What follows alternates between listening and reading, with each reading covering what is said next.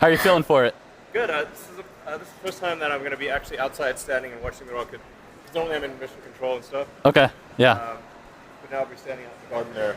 Okay. So Awesome. it's really going to be much more visceral. Yeah. Yeah. You're gonna feel Great it. place It's to gonna watch. be. It's gonna be. Have you It's gonna been be out there awesome. when it's filtering? 2, 1.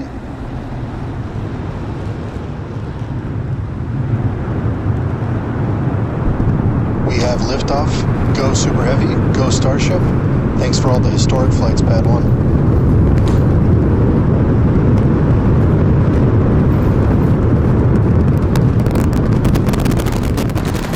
Eagles pitching downrange.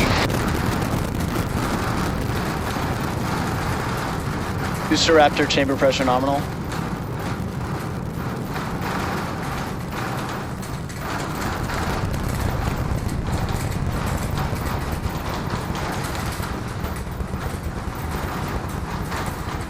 Booster and ship, nominal power and telemetry. All right, we are about 45 seconds into flight. We're still getting the rattle here at Star Factory. We are seeing 33 out of 33 Raptor engines lit on Super Heavy as it arcs across the Gulf. Coming up next on Max Q.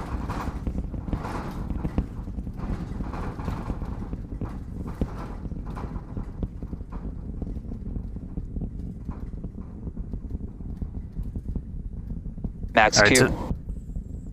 So at this point, we've passed through that period of maximum aerodynamic pressure. The next thing we're looking forward to is going to be hot staging. So we've got 33 out of 33 Raptors lit. Super Heavy makes its way uphill. Hot staging is going to be coming up in just a little over a minute. At that point, we're going to see all but 3 of those Raptor engines on Super Heavy shut down. Our version of MECO. Most engines cut off instead of main engine. And then after that, we're going to release the clamps that are currently holding Starship to that hot stage adapter. It's then going to ignite its 6 Raptor engines to push it away from Super Heavy and then start making its flight uphill. So in about 30 seconds, we're going to see the engines start to shut down on Super Heavy. You'll see them kind of shut off in separate banks until we've just got those 3 center engines that never stop running for this process, and then looking for 6 ship Raptors. All right. MECO coming up in about 10 seconds.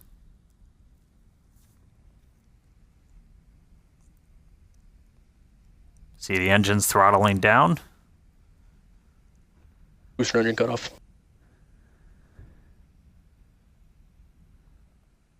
Ship ignition.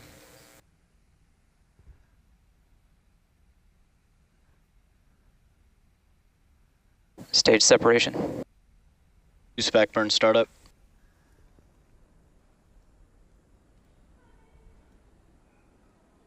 All right, successful hot staging maneuver. So we've got 12 of the 13 engines lit back up on boosters, so it's doing its boost back.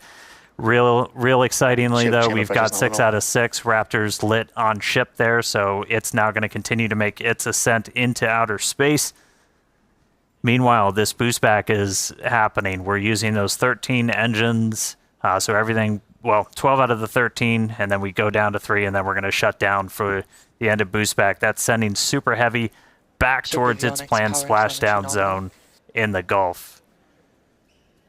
Right after we finish this boost back burn, we're also going to separate the hot stage. This will be the final time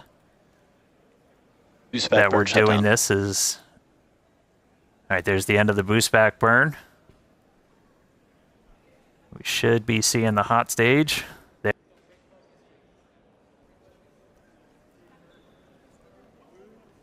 So the hot stage separates. It's going to make its way down, also splash down in the Gulf. In the meantime, though, these 6 ship Raptors are going to continue firing for about 5 more minutes. Next up for the booster, though, is going to be its landing burn. There's a cool tracking shot. We dumped some of the prop out on our way back in. All right, so for booster, this is one of the main things we're trying to get is going to be this landing burn. Oh, that's So you can see the hot stage kind of making its way towards the left side. So that's the bottom of the booster. It's about to pass right in front of where you can see some of that prop dump happening. They look like they're close together, but there's a good amount of distance between them, and the hot stage will go down and splash down in the Gulf while the booster comes back for its landing burn. Starship is on nominal trajectory. All right. Looking good on our trajectory, looking good on everything. Jake and Amanda, you guys with me down there? Yeah, definitely. The crowd is gathering over here in the office. You can definitely feel the energy in here. Great to see that booster is making its way down to the splashdown zone in the Gulf. Yeah, the shaking down here was absolutely nuts. The windows are still there, still intact. So that was pretty awesome. But yeah, booster's coming down. We're at about 30 kilometers. All right, yeah, and as we approach that landing, just like tower catches, we will be doing a 13-engine landing burn to slow down. This time it will be in a V3 configuration. And as we're starting to get into the denser part of the atmosphere, the booster is using 4 hypersonic grid fins to guide itself through atmospheric entry towards its landing site. And we're just about 20 seconds away from landing burn start, where we'll first ignite the center 13 engines, then bring that down to 5 to slow down the booster for landing. And finally, that will come down to 3, and we'll cut all of them off while we're still about 200 meters in the air. So booster is going to see a bit of a harder landing. Booster landing, we'll start it.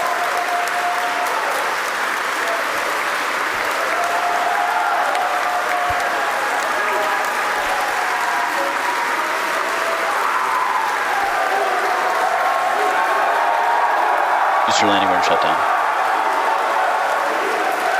And there we heard it, booster landing burn shutdown. We saw a 13 to 5 to 3 V3 demonstration, and into the water we go. Wow, that was absolutely awesome. If you can even hear us right now, congrats to the whole SpaceX team. So far, so good for today. That was incredible. All right, great stuff, guys. I'm jealous of the crowd. All right, back to ship. Ship's still making its way. We've got a little under 2 minutes left in this ascent burn, so we've got all 6 Raptor engines still firing. So the next major milestone we're going to be looking for is SECO. That's our second stage engine cutoff. That's should be coming right at about 8 minutes and 58 seconds into flight, so we've got about 1:20 still to go. Really cool to see booster go through that landing burn. That was one of our really key demonstrations we wanted to try and do today. That's mimicking what we're going to be hopefully doing. Oh, we just got our sonic boom, sounds like, from the booster coming back. All right, less than a minute to go. So we are going to see the 3 RVACs, the vacuum optimized engines, shut down first, and then we'll shut down those 3 center engines. So we should be a little under a minute until SECO. Just a reminder, this is putting us into a suborbital trajectory, so we're intentionally just going slow enough that we're not going to achieve full orbit. This puts us on a course where those engines shut off, and no matter what, we're coming back. Starship is in terminal guidance. In the Indian Ocean. All right, terminal guidance. So we should start seeing the shutdowns come up in just a couple seconds. Less than 30 seconds to go in this ship ascent burn.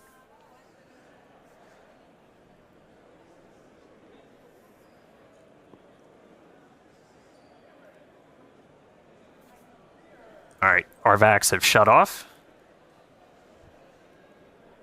3 more to go.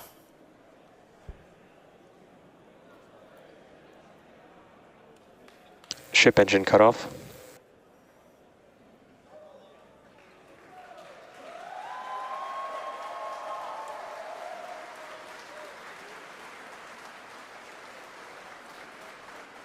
All right.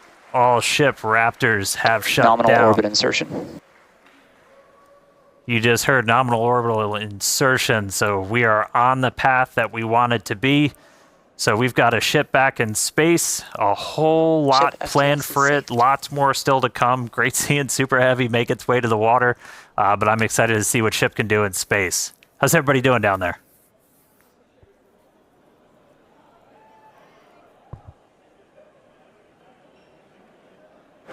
Yeah, if you could hear the crowd behind us this whole time, people are definitely happy with how the day's been panning out so far. Definitely exciting to see Starship safely in space, and super pumped to see all the team's hard work in action here today. Yeah, and we guaranteed it at the start of the show, but it has been an awesome day so far. It's crazy. All this has happened in just 10 minutes. All the objectives were met on the booster, including that V3 style landing burn. So now all eyes are on the ship as we get ready for our in-space objectives. But we've got a few minutes until that next milestone, so sit tight, enjoy the views, enjoy the space jams. We'll be back at T plus 16 minutes for payload deploy. All right, welcome back, everybody. If you're just now joining us, where the heck were you? But we are getting ready for payload deploy. That's going to start once we get the payload door open. That should be happening, or at least starting, within the next minute or so. It's been a really cool flight so far. Quick look inside the payload. We've got 8 Starlink simulators getting ready to make their way into outer space. But great flight so far. Booster able to make it all the way to its splashdown and landing burn experiment, so that was really exciting to see. We got ship on orbit, nominal orbital insertion, so right on the money with its trajectory. And now we're ready to start tackling a couple of in-space objectives. So next up, we are currently venting down the nose cone, essentially the payload area of Starship, as we get ready to open up this payload door. We were able to do this successfully for the very first time on our last flight, on Flight 10. Oop. Hal got ahead of me. Looks like he's opening up the payload door already.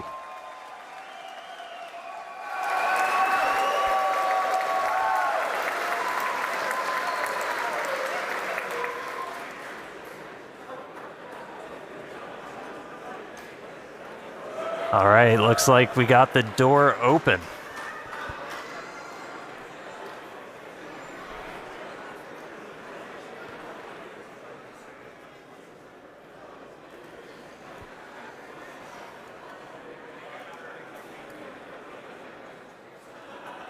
All right, so payload door is open. Next up, going to be to start deploying these Starlink simulators.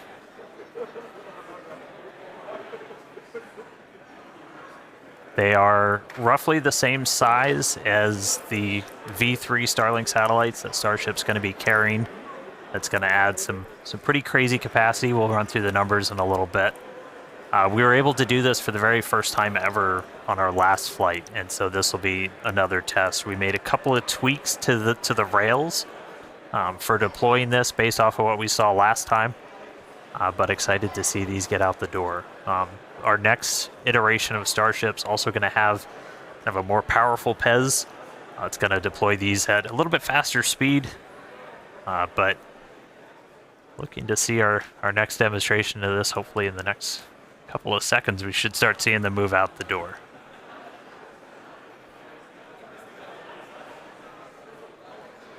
I mean, that view on your left, so you're basically, that would be if you were sitting at the very top of the nose cone looking down. So there's kind of a short stack. There's 4 on either side, so 8 total.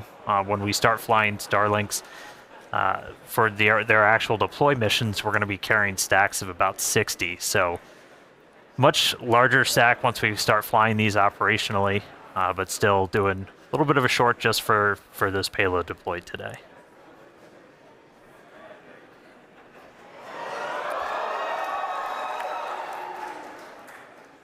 Looks like we got a little bit of movement there, Dan.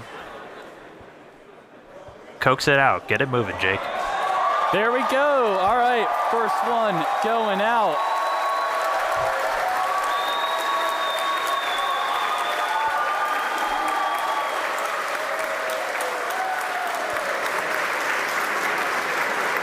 All right, first one's deployed. Getting ready for the second one here. We do a little reset back to the center position. Yeah, it takes about a minute for each one.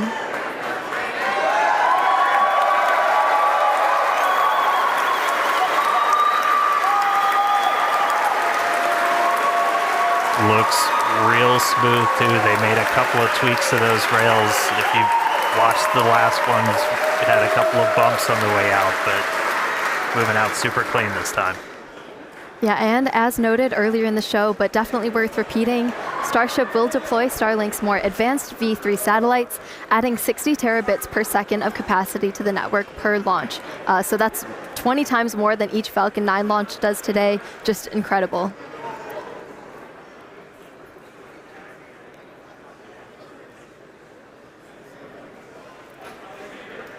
Yeah, and anybody that's been following Starship, you know Starlink's kind of the MVP for these flight tests, where it's not only giving us the views we're seeing right now, but also just real-time data through every phase of flight. So we've got a couple dozen cameras on Starship. We've also got a bunch of cameras spread across the globe, including out in the Indian Ocean, where we've got our fun buoys floating. There goes another one.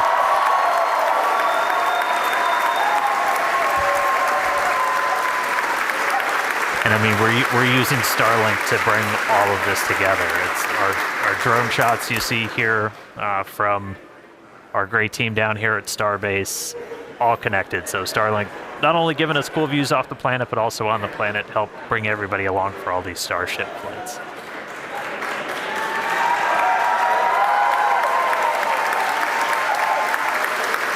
I think that's number 4. Somebody check my math.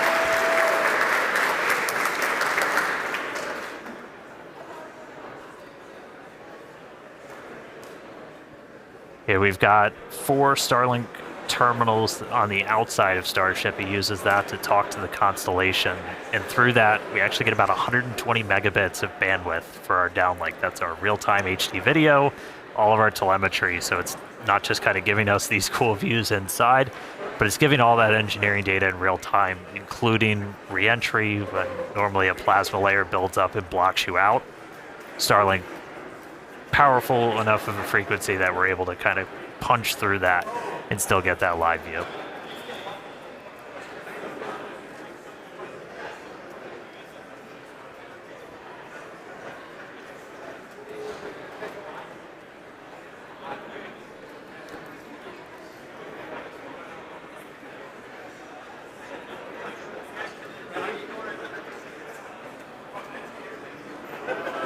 All right, next one out the door.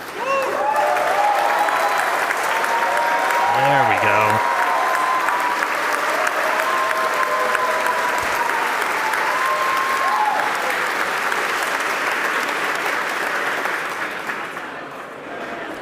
All right, yeah, Starlink is the world's largest satellite constellation operating in low Earth orbit to deliver high-speed, low-latency broadband internet. This provides internet access to people around the world, many of who have never had connectivity before. Oh.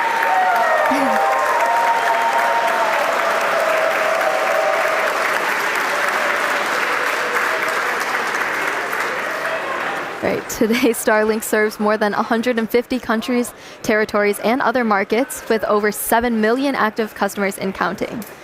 To meet the global growing demand for high-speed internet, SpaceX expanded its factory over in Bastrop, Texas, which is just outside of Austin, and also introduced Starlink Mini, as well as an upgraded version of the Starlink Standard Kit.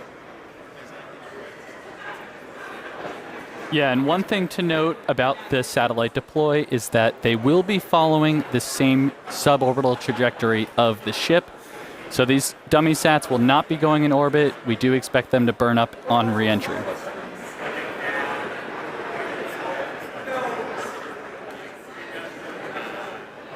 All right, couple more to go. I promise one of these days we'll deploy in daylight.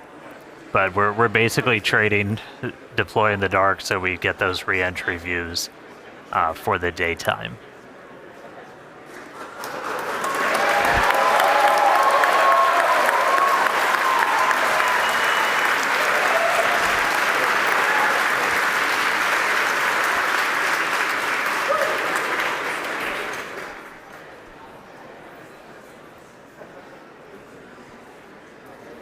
All right, I think we got one more to go.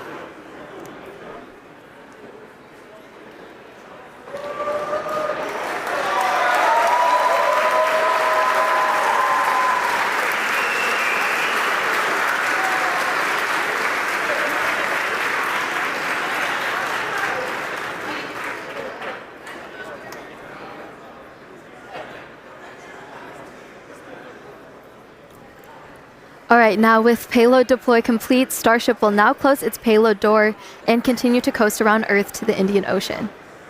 We still have a ton of major events to come today, including Raptor relight at about T plus 37 minutes.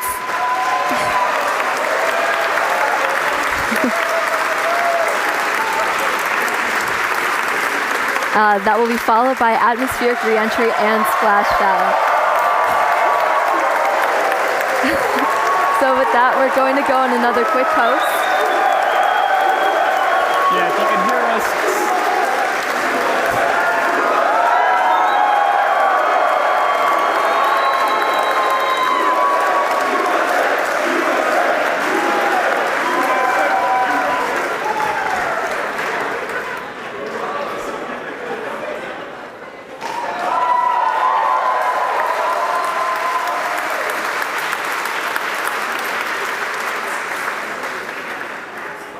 All right, with that payload door closed, we're going to sit tight, enjoy the views, and enjoy the space jams. Again, we'll be back in just a few minutes for Raptor relight and then head back for reentry.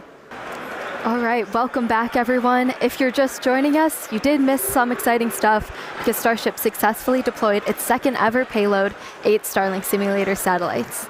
And now we're expecting the relight of a single sea-level Raptor engine in space coming up here just after T plus 37 minutes. So about a minute left to go. Yep, just a little while. I think we're tracking to 37 in around 49 seconds or so. So we should be just about a minute and a half where, again, as Amanda just said, we're going to relight one of those center engines. This will be the third time that we've tried this. We did it successfully back on Flight 10, and then we did it for the very first time back on Flight 6. This is not a deorbit burn. This is demonstrating essentially all of the systems you would need to do a deorbit burn. So that's obviously your Raptor engine, and then also your header tanks, your smaller tanks in the nose cone, where we have liquid oxygen, liquid methane in a smaller, more easily pressurized container, which we can use for on-orbit burns. And we're also going to tap into those when we do our landing burn. So this will be a critical capability. Once we go to full orbital missions, you'll have to do a deorbit burn to break out of orbit, send it back down to Earth. But in this instance, we're already on our way back down towards Earth. So this is just going to demonstrate the capability of turning one of these engines on. We should be coming up in just about 20 seconds or so, looking for one of those Raptor engines to turn back on. They've been off since we completed that successful ascent burn almost 30 minutes ago. Here we go. Oh, Raptor ignition. And shutdown. All right, there was that Raptor relight. Looks like engine 3, full duration. As Dan mentioned, that's a third attempt, and we just did it 3 times in a row. So congrats to the team, the ship team, Raptor team. And then there we heard nominal second orbital insertion. All right, so congrats everyone on the milestone. That was awesome to see. We're 3 for 3. We're gonna take another break, and we'll be back for re-entry at about T plus 45 minutes. We'll see you soon. Starship is slewing for entry. Starship is approaching entry interface. Ship is starting entry, good attitude. All right, welcome back, everyone. The ship is currently re-entering Earth's atmosphere. As a reminder, we don't plan to recover the spacecraft today, but rapid and reliable reusability is the ultimate goal. Yeah, the light show has already begun. You can see plasma starting to build on the windward side of the rocket there. And, re-entry is a critical phase of flight, and we need information on how the ship systems perform. Re-entry is also extremely demanding portion of flight because we need the ship to scrub off all of the energy we used to launch the rocket. So remember the 33 engines plus the 6 engines on ship that we used to get up into space, we now are using aerobraking essentially to scrub off all that energy. And of course, Starlink is a big part of this, giving us the views we have right now, and also letting us gather as much data as possible, which again is really the main reason why we do these flights. And the view we have right now is actually a really good example. As we mentioned at the beginning of the broadcast, we have some tiles on the leeward side of the flaps here, and we have some different mechanisms, some stud out, basically to see if these tiles will hang on. And we can see already here, it looks like we kept most of them, but I think I see a couple there that are no longer there. So the thermal team is definitely going to be digging into that and taking that data to help us iterate on V3.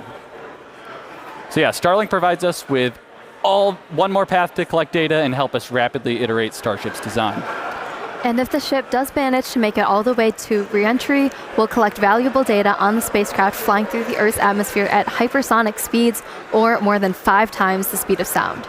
Re-entry is typically a portion of flight where we don't have communications with spacecraft because it's re-entering at or around orbital velocity, which is roughly 8 kilometers per second or 5 miles per second. At those insanely high speeds, the spacecraft moving through the atmosphere creates a plasma field around the vehicle. Yeah, and that blanket of plasma distorts communication frequencies, so it's not uncommon to experience brief blackouts in communication. All right, so big picture here, Starship is designed to land on Mars where there are no runways or other humans to help out. So that means we need to do a propulsive landing instead of a more traditional means like parachutes, which is what our Dragon spacecraft uses, or a runway like the Space Shuttle. Propulsive landing enables more rapid reusability.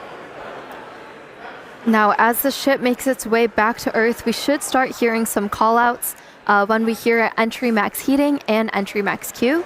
That means the ship has made it through the maximum heating and aerodynamic loads it will experience as it returns. So if it makes it through all of those, that's a pretty good sign that we're doing well. Yeah, and we heard flaps have control of the vehicle now. Okay, there's a great shot there. You're starting to see the plasma build up.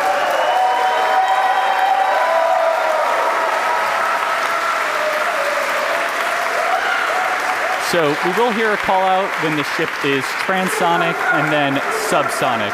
Transonic refers to the period of flight where the velocities of airflows surrounding and flowing past the vehicle are concurrently below, at, and above the speed of sound, somewhere in the range of Mach 0.8 to 1.2. All right, a lot of numbers coming up here, but for reference, commercial jets have a range of cruising speeds, but most fly around Mach 0.74 to Mach 0.85, which is 480 to 575 miles per hour, or 770 to 930 kilometers per hour. Right now, we're going a little over 26,000 kilometers per hour. So compare that to the airplane at 930, it's like pretty crazy how fast we're going here. All right, and after we hear the call out that Starship is transonic, we should hear the call out that Starship is subsonic. Subsonic, of course, refers to the speed that is much less than the speed of sound. So at that point, the ship's velocity will be starting to slow down, and we'll be looking a little bit more like some of our suborbital flights from, at this point, almost 5 years ago. Yeah, so re-entry so far is looking pretty good. You can see that plasma field.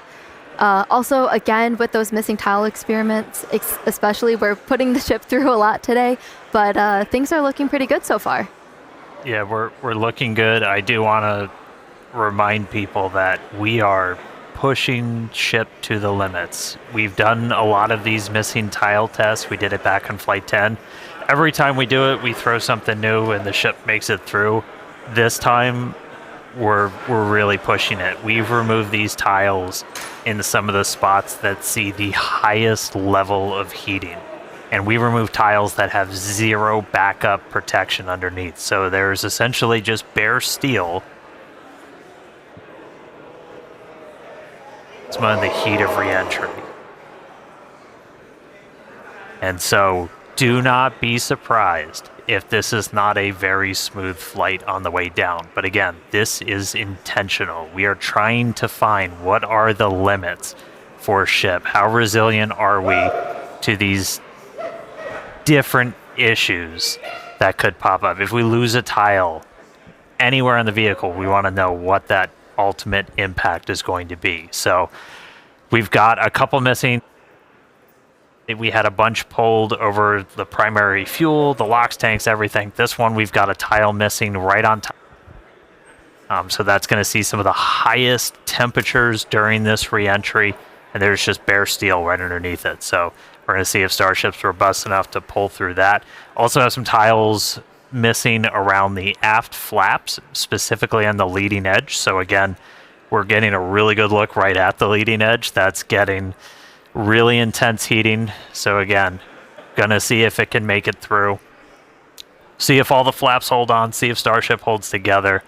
But definitely could be a bumpy ride, but this is why we're flying. This is why we're flying in this part of the world. This is why we're putting Starship through these flight tests to really understand what its limits are. So we can then move on to the next thing, which is going to be bringing ships back to the launch site for a catch. But for now, still on this suborbital, the light show continuing. Keep following it in. I think we got about 15 minutes until splashdown. Yeah, Dan, it looks, you can see our speed our speed indicator in the bottom left there. It looks like we're starting to scrub off velocity a little bit quicker. Ship is entering the peak heating phase of flight.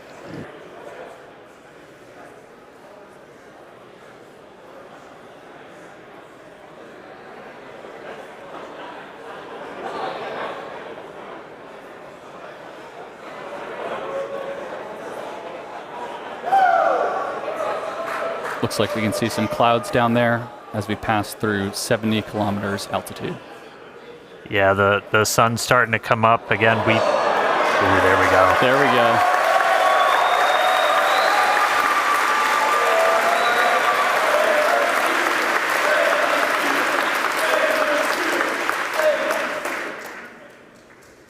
Skirt is intact so far this time. If you watched Flight 10, you saw we entered with a little bit missing. That was ultimately traced to a little bit of buildup. We dumped prop on the way. We had a little bit of solid propellant buildup, and then either static discharge or the plasma ignited it, took out a tiny bit of that skirt, some of the aft flaps, but Starship, again, was able to fight through it, make it all the way to that landing burn. We addressed that, changed some of our prop dump con-ups, though, so should not be seeing that this time around.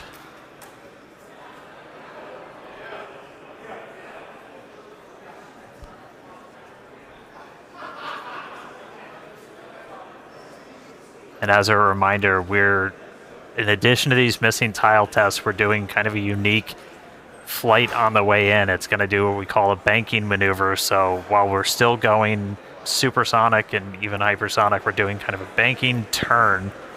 And then we'll do a pretty aggressive turn right as we get into the subsonic and start doing our belly flop. And that's designed to essentially be the approach that we would do on a return to launch site and a tower catch. So don't be surprised if we see the ship start to turn and make a few maneuvers as it makes its way down to the Indian. And fun fact, even though we're doing all this turning, we're essentially targeting the exact same spot in the Indian Ocean we went to last time.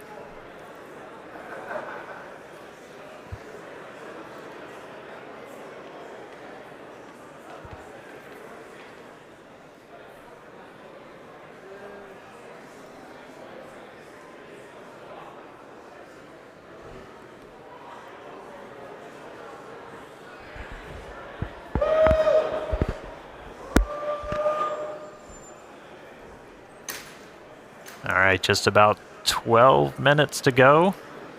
Still looking good.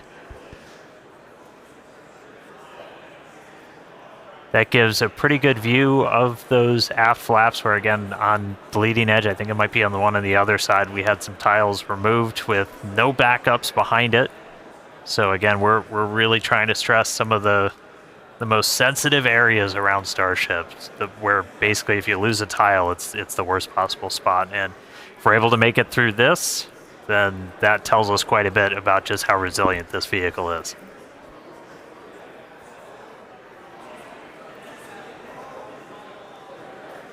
Yeah, and that shot we just had earlier was looking at what we call the business end of Starship with all the Raptor engines. And those are the engines that we're going to be expecting to light for that flip and landing burn, hopefully in about 10 minutes once we get through reentry. Yeah, there we go.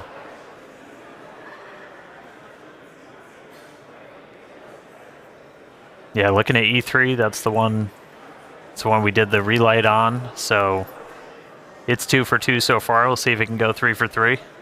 Yeah.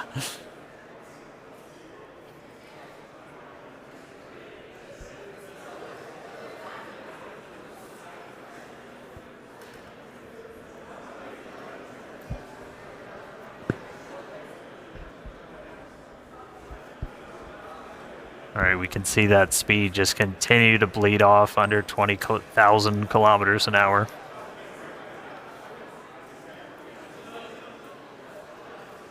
Ship still holding together. Yeah, and if you look in the bottom right, looks like we've made it all the way to the Indian Ocean. We're coming up kind of near Australia, the west side of Australia there. So pretty crazy. We're only 56 minutes in, and we've made it all the way, halfway around the world.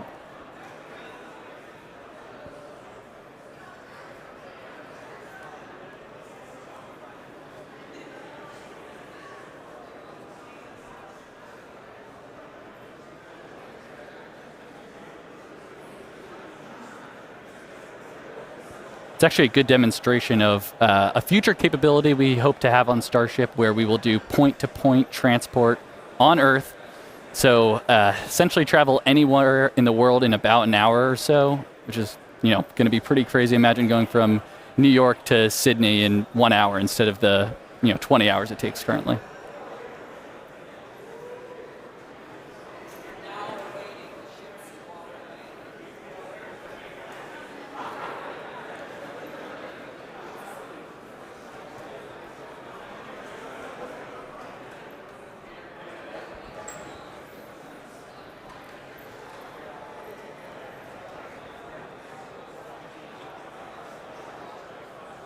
And a reminder, so this camera is, we see some of the heat rate picking up a little bit. And this camera is embedded right in the end of one of those forward flaps, so you see it moving around. That's the flap adjusting to maintain control. Looks like we're getting into our bank maneuver.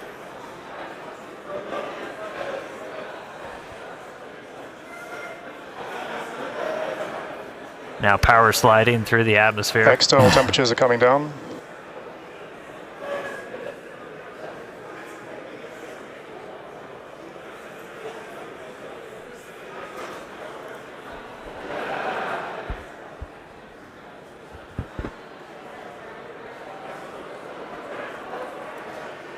Vehicle is now at maximum dynamic pressure.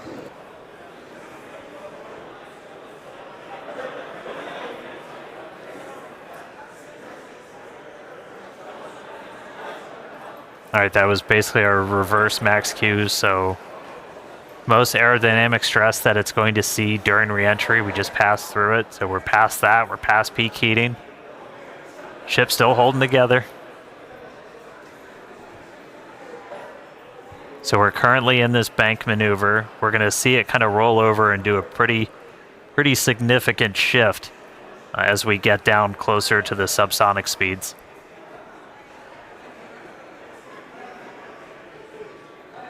Yeah, and that bank maneuver that Dan's mentioning is all in part of us to learn about the guidance, navigation, and control for return to launch site missions. So in the near future, we're hoping to return the ship back to the same pad we just took off on 59 minutes ago, and we've got to do some of these pretty dynamic bankings to make that trajectory work out.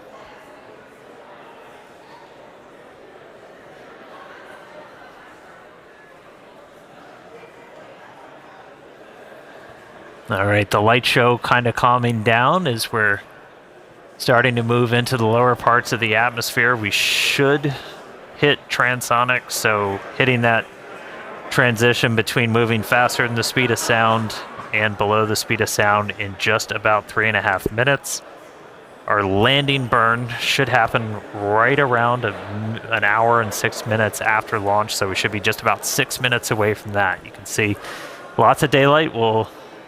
Everybody cross your fingers, see if our range team is able to get out there and provide any surprise views as Starship makes its way down.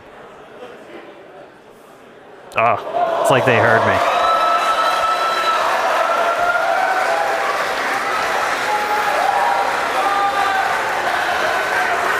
Ready and waiting, let's go. Dan, you just spoke that view into existence there. And again, all brought to us by Starlink. Maneuver has started. All right, there we go. So we're now starting into our really heavy bank maneuver. Again, this does almost like a half circle loop to our actual trajectory. We're heading to the same exact splashdown point, but we're kind of doing a more roundabout way to get there, where it's this kind of big, long half-moon loop and then a really aggressive kind of twist right at the very end. And that would line us up with the launch tower. Starship, on a return to launch site, would fly over the tower, do a quick landing burn flip, and then come down for catching the arms.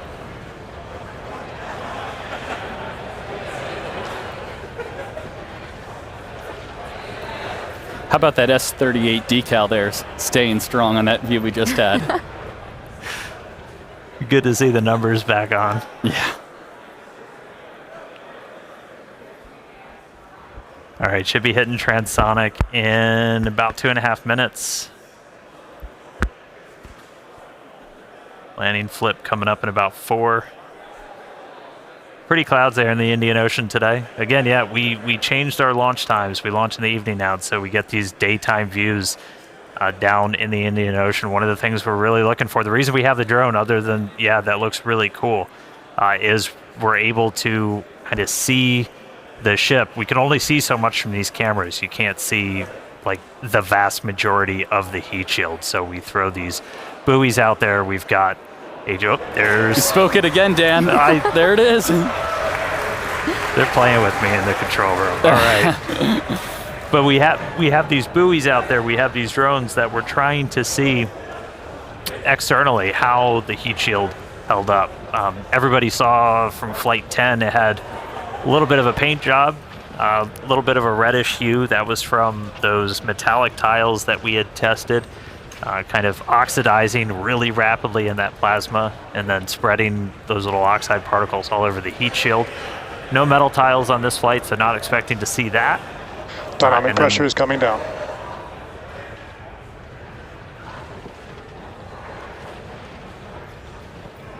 Hope nobody gets seasick. All right, coming up on transonic shortly. About 2.5 minutes of landing burn. Yeah, and once we get to around the 15-kilometer altitude mark, that's where we have a lot of flight history. Starship is transonic, starting the belly flop phase of flight. Yep, that belly flop phase that we perfected in the suborbital campaigns, we're entering that now.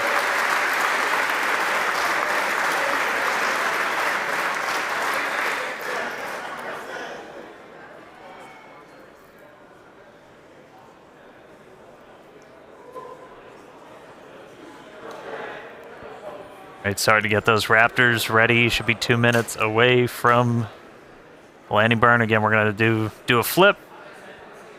After we ignite those engines, we'll go from 3 down to 2 for the final phase of the landing burn and look for another soft splashdown, hopefully by our buoy and drone, which are hanging out, ready and waiting for a ship.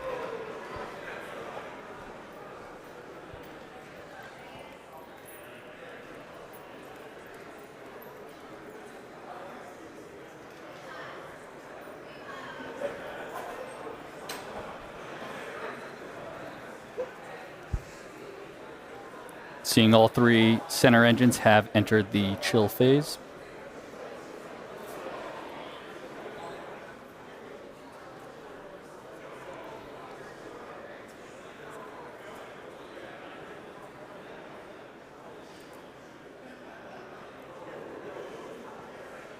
All right, less than a minute to go. The ship is making its turn for final approach. And here's this kind of aggressive final turn that would essentially position it so it's right behind the launch and catch tower.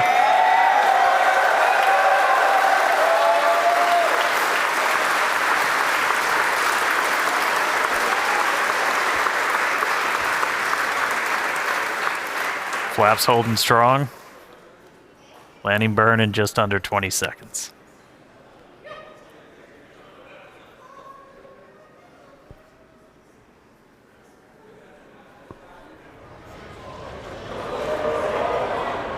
Ship landing startup.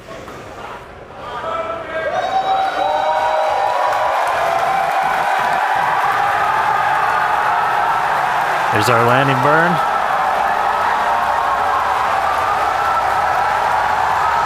Three down to two. Starship has landed.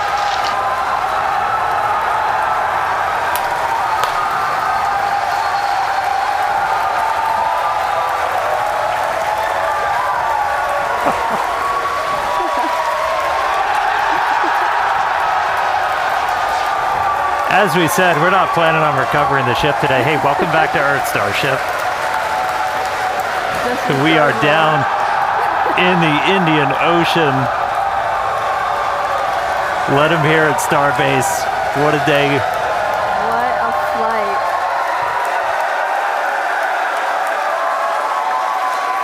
Oh. All right. Welcome back to Earth, ship. What a day. A whole lot more to go through. As you just saw, everybody here at Starbase pretty hyped. Hey, Tyler, out of Hawthorne, how's everybody holding up? Thank you, Dan. We had a fantastic time watching. It was another exciting Starship flight test in the books, and we hope that you enjoyed those Starlink views too. So congratulations to the team at Starbase and everyone here and around the company. So many employees contribute to the Starship program as we continue to iterate and make progress towards a multi-planetary future. So that wraps it up for us here in Hawthorne. Thank you for tuning in, and back to you guys. Yeah, what an incredible launch today. We had successful liftoff. Booster completed its objective, successfully splashed down over in the Gulf. Obviously, we saw another amazing Starlink deploy as well from ship. Yeah, we made it through that re-entry, testing all the different experience. We had missing tiles, gave us quite the light show. We had that Raptor relight, 3 for 3. That was ahead of re-entry, of course.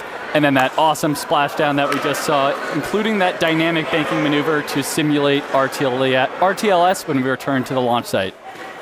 So yeah, we promised maximum excitement, and Starship delivered. Definitely. Congrats to all our teammates at SpaceX and to everyone who's supporting the Starship program. And thank you to all our future customers for your support. We'd also like to thank the fine people of Cameron County, including the residents of its newest city, Starbase, as well as the Coast Guard, the Federal Aviation Administration, the Government of Mexico, and the Australian Space Agency. Yeah, be sure to follow SpaceX on X for updates and about more of the exciting views we didn't get to feature on today's broadcast.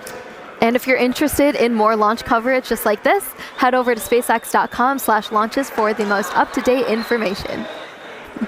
All right, I will take us out. Hey, congrats, Jake and Amanda. You guys did amazing. Great job. All right, today we launched the world's biggest rocket, knocked out all of our objectives. Shout outs to every single person who made this look easy. Thank you to everybody tuning in. We're going to see you back here for the very first flight of our next generation Starship. So we'll see you then. Good night.